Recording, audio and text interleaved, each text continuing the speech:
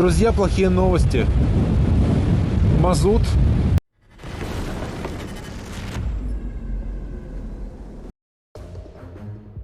The Russians have amassed a large amount of equipment at the naval base in Tartus, Syria, as seen on corresponding Maxar satellite images.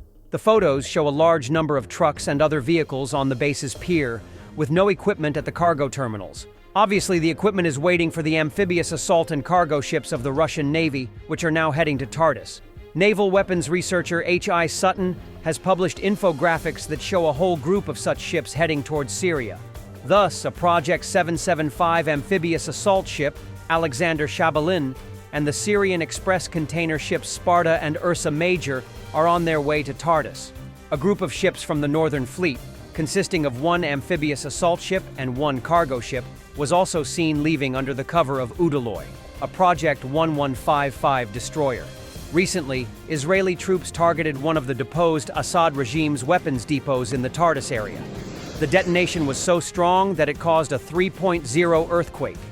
In addition, the images released by Preston Stewart show that the equipment is also concentrated near the Il-76 military transport aircraft on the territory of the Khmeimim Air Base.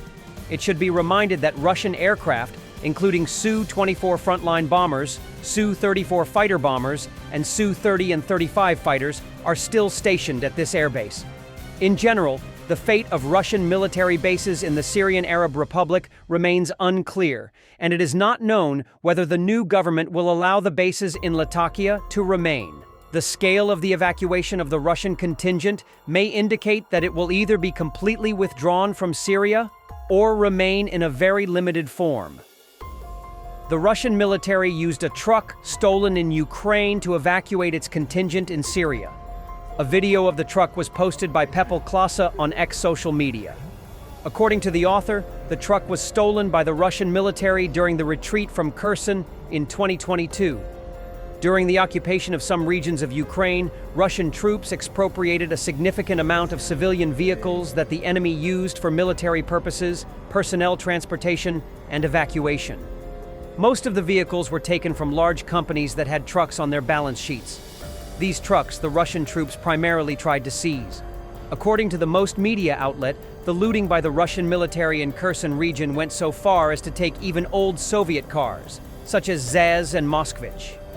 In addition to Ukraine, independent Syrian media reported that the Russian contingent had stolen cars in the regions where they were patrolling. This information is confirmed by photo and video materials.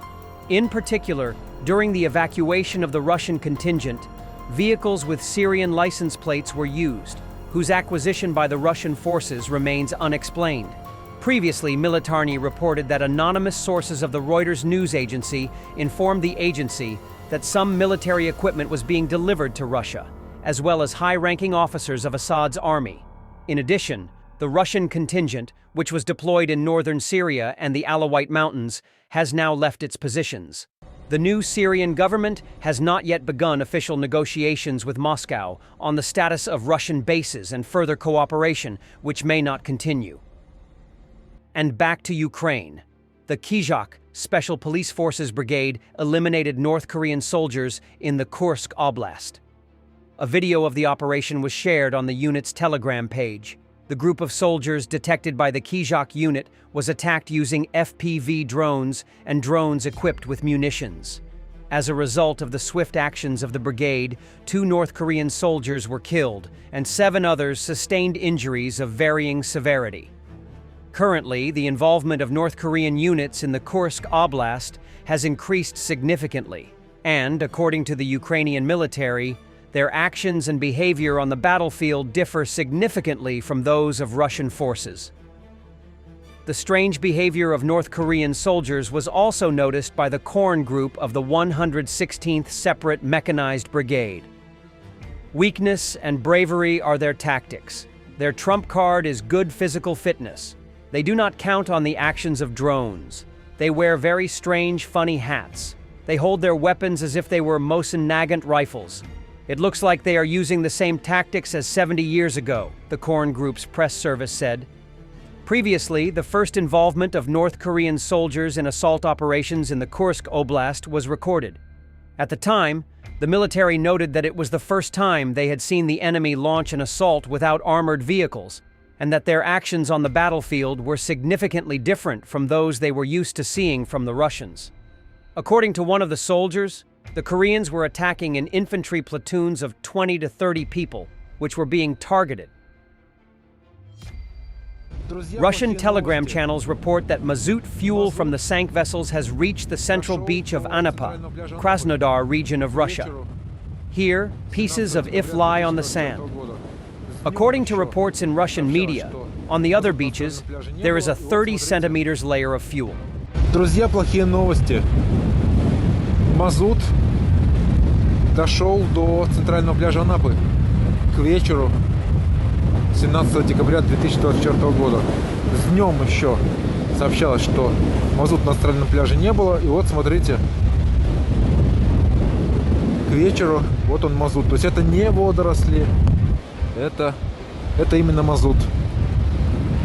Шторм усиливается, ветер усиливается. И здесь на центральном пляже соответствующий запах появился. Вот это мазутная вонь. Пока что еще не сильно, но вот от этого уже исходит запах. Соответствующий мазутный запах. Вот центральный пляж, вот речка Анапка. Это вид в сторону лаунж-зоны. Rheinmetall will supply Ukraine with 20 additional Marder 1A3 infantry fighting vehicles, with delivery scheduled for the first half of 2025. The order, valued in the mid-double-digit million euro range, will be financed by Germany. The EU plans to train 12,000 Ukrainian soldiers by the end of winter, says EU diplomat Kaja Kallas. This will bring the total number of trained Ukrainian troops to 75,000. As of early November 2024, around 63,000 Ukrainian soldiers, equivalent to 10 brigades, have been trained. In October 2024, the European Council extended the training mission until November 15, 2026. The European Union is reconsidering the confiscation of Russia's frozen assets, worth approximately $300 billion, to transfer them to Ukraine, Bloomberg reports. Until now, the EU and G7 countries have used only the profits generated from these frozen assets, but a decision to fully confiscate and transfer the funds would represent a significant shift from the current approach. According to Bloomberg sources, some EU member states are assessing the potential impact of such a move on the euro as a currency, as well as the risk that third countries might withdraw their assets from states initiating confiscation. EU foreign ministers discussed the idea during a meeting in Brussels, and the topic may resurface at the EU leaders' summit scheduled for Thursday. Meanwhile, US President Joe Biden continues to urge the EU to move forward with confiscation. EU diplomat Kaja Kallas emphasized that frozen assets must be directly confiscated. Thanks for watching, and don't forget to subscribe. Also, if you want to support Warthog Defense, please become our member and get early access to new videos, exclusive members-only videos, and become administrator in comment section. The membership link is in the description.